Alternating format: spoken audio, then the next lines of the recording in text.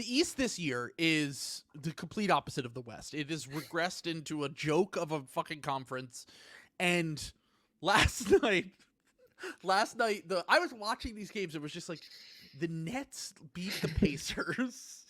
The Magic, honestly, they pulled out a win against the Pelicans. That was a big one for them. But I don't take the Magic or the Cavs, who got I stomped by the Suns. Seriously, got to be honest. I've been saying all along the Magic suck, and they suck. Yeah. The last week or so, I've been thinking about it. They do have some 2021 Hawks vibes. Important to keep in mind, the 2021 Hawks also suck. So being good is not a requirement. That's true. Yeah, the Heat sucked last year. Yes. In fact, you can make the argument being a bad team helps you in the East. Like, the lower seeds are just Hawks were the 5 seed, I think. The Hawks, the Heat, bad teams. If you make the playoffs and are a bad team, you generally have success in the East playoffs. Hey, the vibes are there for the Sixers this year, is all I'm saying. I think the Sixers are good, though. Oh, the Sixers are too good, but they're the 7 seed, potentially. Maybe the 6 seed. Hakeem run, 6 seed? Talk soon? I think the Sixers are like, I'm telling you, we would have won 60 games.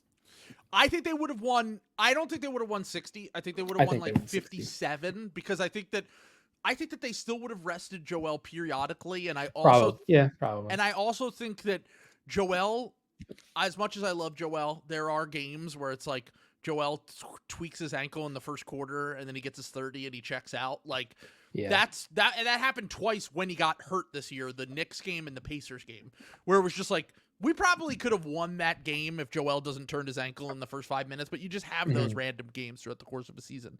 But the Sixers are very good when they're healthy. I mean, certainly, honestly, it is. What's that? I think they're clear, like, when healthy, which they might not be. I think they are clearly number 2 in the East, like, clearly. I think if you went down every single team, I think it's honestly like the healthy Knicks won't exist. Randall's out for the rest of the season, which I don't know if that's good or bad for them. I think that's a hero thing. Yeah. I was like, that might be the only reason I think it might be bad for them is because sometimes their offense just gets so bogged down. Mm-hmm. But I also think that Randall isn't really going to help that. Randall is a guy who's just going to, will he be able to score? Yes, but he's also going to soak up possessions where he turns the ball over a ton. I think Randall is like outright bad. He's a bad player in the playoffs. Yeah. Like, he's a negative player. I was going to say it's not like a lot of the guys were like, oh, that guy's a dropper, and like their stats aren't as good or their impact isn't as much like Joel has been, even if there is a little bit of injury there. But Randall is like a disaster in playoff games. Like, Randall will have games where he regularly has like 6 turnovers and like goes like 3 for 15 or whatever. Mm-hmm. Like, and do you remember the Sixers game when Joel got hurt and we got smoked by the Knicks? That was like kind of like, oh shit, things aren't looking really good. That was a tough one. It was in January when Deuce McBride just went absolutely insane. Yeah. And Julius Randle was the only reason the Sixers were in that game because he had like 6 turnovers and the Sixers weren't able to score in the half court, but they could get out running. I love when Julius Randle, when we're playing against Julius Randle. I love him. He's so fun. He's so fun to root against. Not because he's a bad guy or anything. I just like as a player on the court, he's so fun to root against. Yeah, no, and so I would say if I had to tier it, the Celtics, I'd put them in their own tier. The second tier, I would go Sixers. And then, like, honestly, the healthy Knicks, probably without OG. And then I'd go a tier down and, like, look, you can tell me all you want about the Bucks being good when all their guys are healthy and their net rating being off the charts and stuff. They regularly lose to the worst teams in the NBA when Giannis plays. Even if other guys are out of the lineup, when Giannis plays, they're losing to the Hospital Grizzlies, Hospital Wizards, and everyone's just like, don't worry, it's fine. It's fine. I feel like I'm like watching a different sport than other people. Yeah, and this is like Sixers fan. There have been some Sixers like media people and some Sixers fans that have been like, well, they can't beat the Bucks. Like, and that's not a good sign. Can. I would almost be surprised if they don't beat the Bucks. Like, that team sucks. They're 15-15 since Doc got hired. Like, and I don't think it's been a super tough schedule. I don't have their schedule in front of me. I don't think. Well, I mean, we know they have bad losses at a minimum. They got, the Warriors smoke them. They also a lot of teams have benefited from playing in a weak East, mainly the Cavs and the Bucks. But like, if you're to compare them to the record of the teams in the Western Conference, then they're really not like. I think they're like they have 4 more wins than the Lakers, who are the 9 seed. Yeah, I think if the Bucks were in the West, they're a playing team. Yeah, unquestionably, they are. And I do think that we have to kind of just think about going into this series. Tactical advantage, you have Nurse over Doc.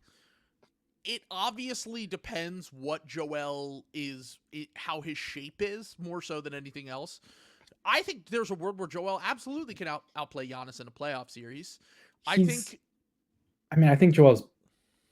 he's a better regular season player than Giannis, if that translates to the playoffs for once.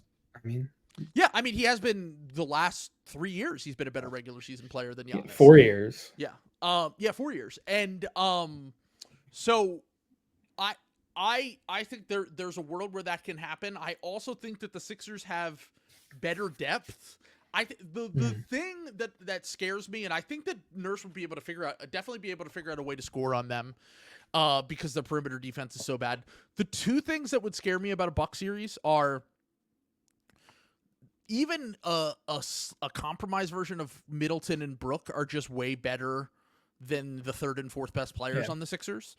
And their shooters are up and down, but Bobby Portis and Beasley are guys that are just like, oh, they had 9 threes, and you're like, what the fuck? I would say in a Buck series, I'm more scared of Beasley and Portis than Damon. Same here. Like, not even doing a bit. It's literally the same thing when we talked about the Heat 2 years ago. And I feel like I've said this a lot. The Sixers have always played Giannis really well. Yeah, they've always all of Embiid, the entire Embiid era. They've always played him well. I've never been scared of Giannis. When everyone is healthy, those games always either come down to the wire, or I think there might be a handful of. Pretty much all of those games come down to the wire. I feel they're like all close. I feel like always close. I feel like we always lose them for some dumb reason, but they won. They won last year, the Harden and Embiid game, where they went insane down the stretch that snapped the Bucks' 18-game winning streak. Yeah, because I was looking up a couple weeks ago when they played in Milwaukee and it was a close game. I was like, every time we play the Bucks is close, and I looked it up and we were like 3-9 in the past 12, and that just didn't make any sense. Sure, but we lose a lot of. The other thing is, I feel like Embiid's always hurt for the Bucks games. I feel like we usually only get like 1 or 2 Embiid healthy Bucks games a year. This year Embiid only played them once. It was the first game of the season, and that doesn't count. And they lost that game. We got screwed. The Giannis travel. Giannis traveled and then kicked it to Dame, who hit a 3. Yeah, so and then they won the game by 1 point. So that's 2 games that the rest screwed us. We should be 2 games better. We should currently be the 6th seed. Yes, exactly. That's what I've been trying to say. Basically. Do I want to be? I don't know if I want to be the 6th seed. But. I think that in a Buck series, the key for me, I'm not even doing a bit right now. I think Kelly Oubre will average 25 points a game in a Buck series. Yeah, that is an Oubre series. He already killed them in the first game of the season. They just don't have anyone athletic enough to stay in front of him. Like, he's able to just get wherever he wants on the court against that team.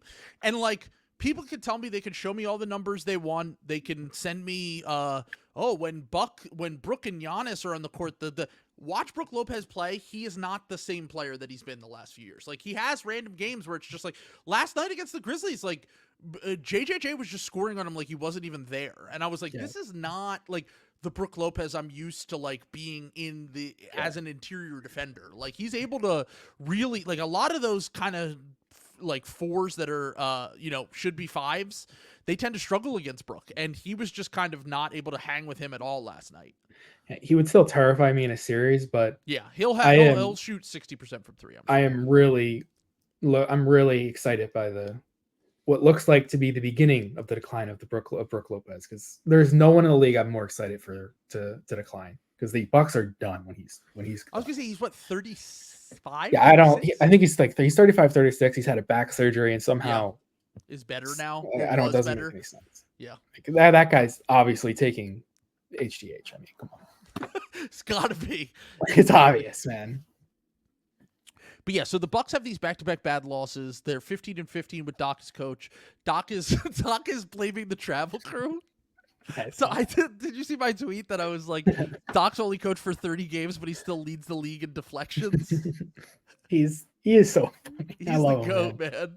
I need to see his post game quotes. Not even because I'm like one of the Sixers fans that like hate him and like this guy. I just need to see how he would react if we beat him. Oh my God. I don't know. Who does he throw under the bus? Like, I'd say Dame. I feel like Dame would. He would never throw Giannis under the bus. He'll never throw his best player under the bus because he knows that's why his job. Yes, but someone will ask him. Is Dame still have it? He's like, I don't know. To be honest with you, whatever the reporter's name is, I think you got to ask Dame that question. How does he feel? Yeah. How does he feel? I'm not in Dame's body. I can't tell you how he feels. Is he still have the same juice he had at 27? I don't know.